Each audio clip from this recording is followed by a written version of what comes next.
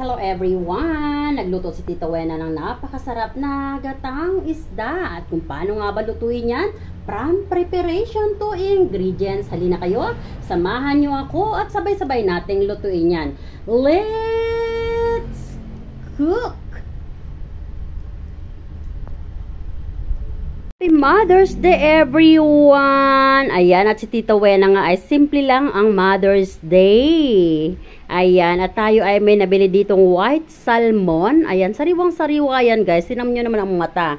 Malinaw na malinaw, kasing linaw ng ating mata. And yes, nilapad ko lang yan guys. Pagkatapos kung linising mabuti, tanggalin ng mabuti ang mga blood sa loob ng tummy ay ayan, nilapad ko siya at sinison ko lang siya ng asin at paminta. And yes, ayan, mayroon akong pamamaraan sa aking pagluluto niyan. Nag-prepare nga ako dito ng yang ginger at garlic na hinugasan ko lang at pinitpit ko, hindi ko tinanggalan ng balat. Mamaya makikita nyo kung anong gagawin ko dyan. Siyempre, hindi makakalimutan ang onions. At sa atin nga pagluluto niyan, meron ako ditong pichay. Yes, sili na partner ng buhay ni Tita Wena. Without that, hindi masaya ang kainan. May baby okra. At meron din nga akong nakuha na ayan, ampalaya. Nakuha ko lang yan dyan sa mga bakod. Oo, sa ating yard. Yes. Ayan, at yan po ay gagataan natin kasama ang mga gulay na yan. Pero bago natin gatan yan, isasaing muna natin. At sa ating pagsasaing nga, merong sariling method si Tita Wena at panuorin nyo ako. Halina kayo at atin nang simulan yan.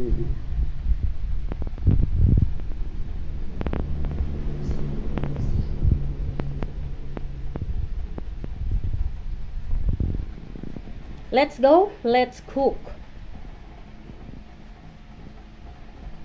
Ayan guys, ganito ang pamamaraan ko sa pagluluto nito. Ayan, ang gagamitin ko ay yung pinagprituhan ng baboy. Ayan, meron tayo ditong ginger, yung young ginger na ating hiniwa-hiwa. Prituhin muna natin yan dyan.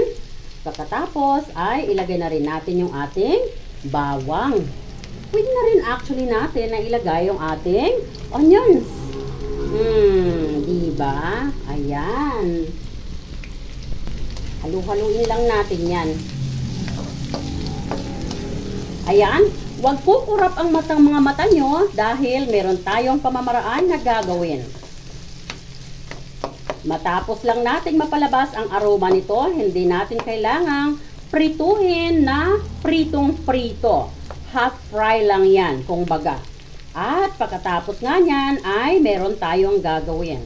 Kaya huwag kayong aalis, panoorin nyong mabuti. Hintayin lang natin na medyo mag-golden brown, very light ang ating ginger and garlic at medyo mag-translucent ang ating onions. Pwede na yan. At sa pagkakataon na ito ay okay na nga yan. Hihiwalay natin ang kalahati. Ayan, kunin natin yung kalahati at ang kalahati naman ay i-scattered natin dyan na magkakasya yung ating tatlong nilapad na white salmon. Ayan, halina kayo at kunin na natin yung ating white salmon. Ilagay natin dyan. Now, kumuha tayo ng ingredients na ating pinray at ilagay natin sa tummy niya. Ayan.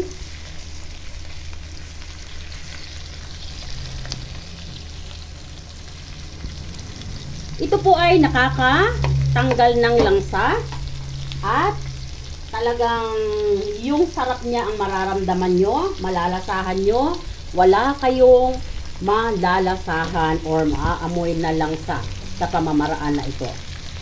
Ayan, kung ano yung ginawa natin sa una, pari-parihas lang. Lagyan natin ng ingredients hanggang sa ulo.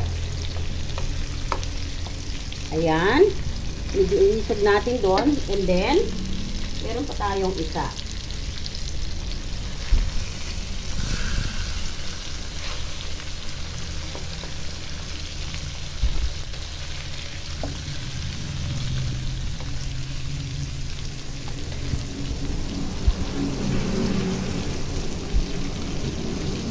Ayan, so nalagyan na natin ng mga ingredients ang ating bawat isda. Huwag nating kakalimutan ha, hanggang sa ulo. Mula sa tummy hanggang sa ulo. Now, ayan na sila. Oh, diba? So, maglalagay naman tayo ngayon ng suka.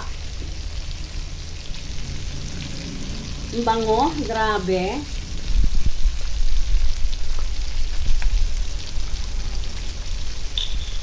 Now, yung suka guys, ay ipatulo na natin sa bawat isda. Ayan. Bango. Grabe.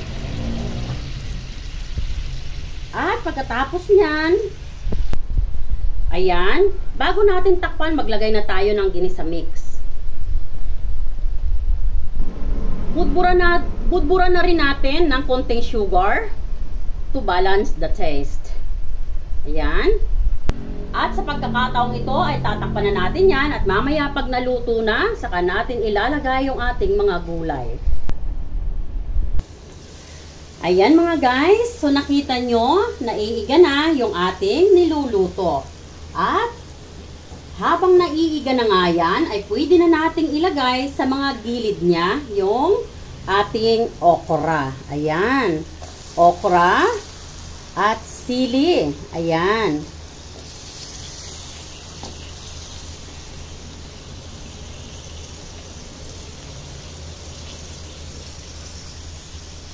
And then, yung atin namang ampalaya ay pwede na rin nating ilagay. Ayan, ilagay lang natin dyan yung ating ampalaya sa ibabaw. Hiniwa-hiwa ko nga lang pala ng malalaki yung ating ampalaya. Hindi ko na rin pinigaan para complete nutrients siya. Ayan, bago natin ilalagay yung ating pichay at may kunting lara na malalaki na hinog na. Hintayin muna natin na medyo maluto yung gulay. Ang pechay kasi ay madaling-madali lang yung maluto. Hindi natin kailangang i-overcook. So, itong mga gulay na nauna na nating nilagay, kailangan nating lutuin muna ng konti. Takpan natin para makonsave natin yung heat para mabilis siyang maluto. At maya-maya lang ng konti, within a minute, ay bubuksan na natin yan ulit at ilalagay natin ang ating pechay, kasabay na noon ang gata. Ayan, buksan na natin. Ayan, ganda. At sa pagkakataong ito, tingnan nyo, dry up na, diba? Ayan. So, pwede na nating ilagay yung ating pechay at kunting larang hinog na nasa ibabaw. Halika na, lagay na natin yan. Ayan, lagay na natin sa ibabaw ang ating pechay. Diyan. Ayan.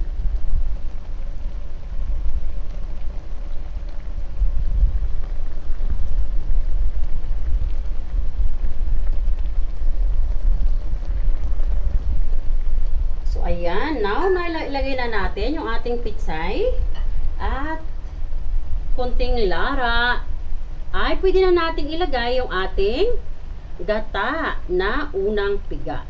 Ayan. Ipaikot na lang natin yan dyan. Ayan, huwag na natin isama yung nasa pinakang last drop ng gata. Ayan.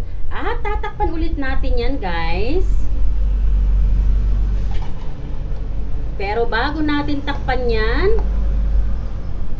ayan, kumuha muna tayo ng scoop-scoop lang natin yan.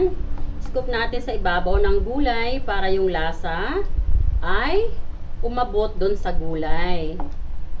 Ayan, o diba? Ganyan lang yung technique. Hindi na natin kailangan mag-add pa ng ingredients kasi complete ingredients that we need already ang ating niluluto. Pag nag-add pa tayo ng another ingredients, like nag-add pa tayo ng ginisa mix sa ibabaw, possibly yan po ay aalat na. At hindi yun ang gusto nating mangyari. Yes, of course, gusto natin masarap, 'di ba? Tama lang. So, kaya gagawa tayo ng pamamaraan. Ayan, o 'di ba? Lahat guys, may pamamaraan sa mga bagay na gusto nating ma-achieve na maging perfect ang resulta. At sa pamamaraan na nga na ito ay magiging masaya tayo sa pagkain natin. Ayan, tikman muna natin. Almost perfect. Ayan, tatakpan ulit natin yan. At lalagay na natin sa medium heat. Ayan. And only 2 minutes, luto na po yan. Babalikan natin. So, ayan guys, dahil kumukulo na yung ating niluluto, tinanggal na natin yung takip para hindi na mag-continuous na mag-contribute yung kanyang moist sa kanyang niluluto. At the same time, maiga na siya. Ayan, ang sarap. Look at that. At dahil nga kumukulo na yan, tayo ay mag-additional ng kunting liquid seasoning na Knorr. Ayan. Yan po ay pang-enhance lang din, pandagdag ng lasa, ng sarap. So, ayan. So, ipalibot na lang natin. Medyo dumilim, nawala yung ilaw. Ayan. Wag lang maraming masyado, guys, ha. Ayan. At pagkatapos nga natin lagyan ng ating seasoning, like what I did earlier, scoop lang natin. Ayan, oh. O, diba? Ayan. Ako, guys, gusto ko ng medyo may kunting sabaw para panglagay sa kanin, ano. Ayoko na masyadong dry na dry. So, kaya yan ay hindi ko paiigahan. So, maya-maya ng kunti, pwede na nating hanguin yan. Napakasarap ng ating lutuin, guys. Ooh.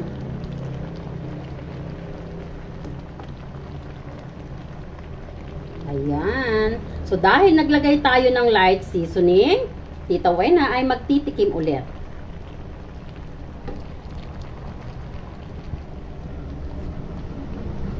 Grabing perfect na lasa, guys. Ang sarap. Talagang siguradong taob na naman ang kaldero nito. Ayan. Ayan, guys. So, mag-o-off na tayo. At gusto ko munang kunin yung isa at ipakita ko sa inyo. Ayan.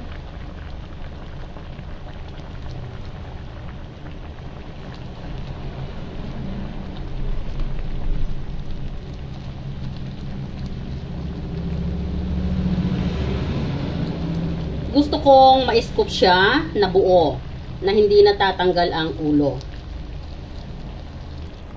Ayan, ang sarap. Look at that.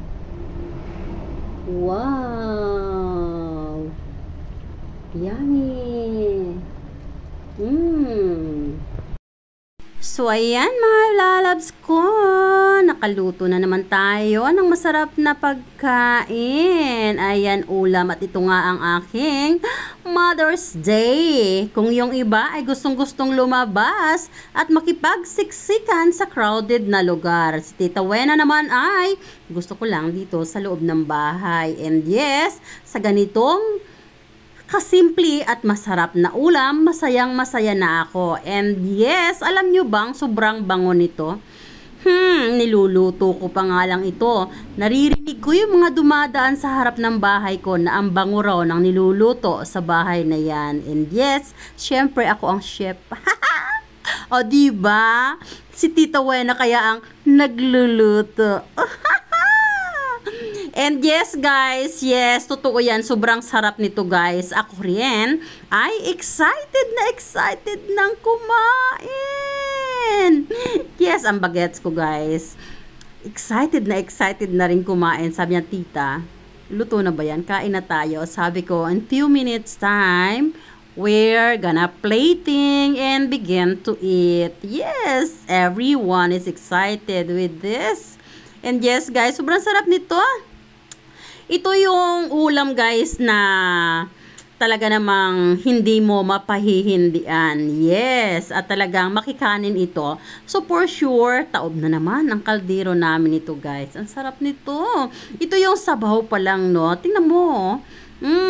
Sabaw pa lang, ulam na. At pati yung mga gulay niya guys, malasang malasa.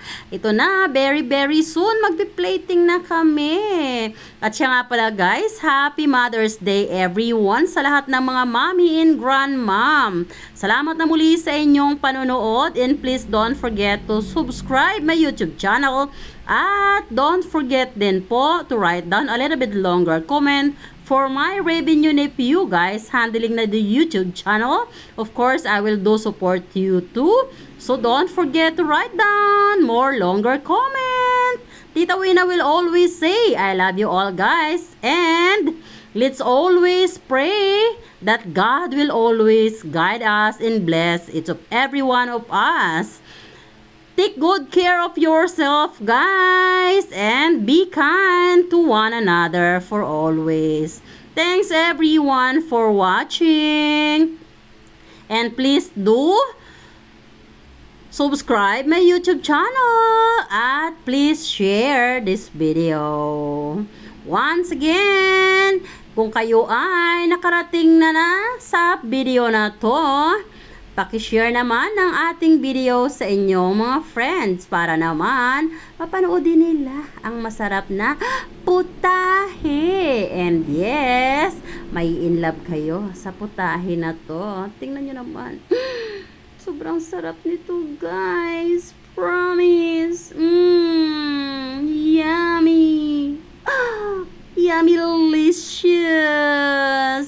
Sana ay na-take note nyo ang procedures and ingredients para naman lutuin nyo na rin yan sa inyong family. Para naman from my table to your table.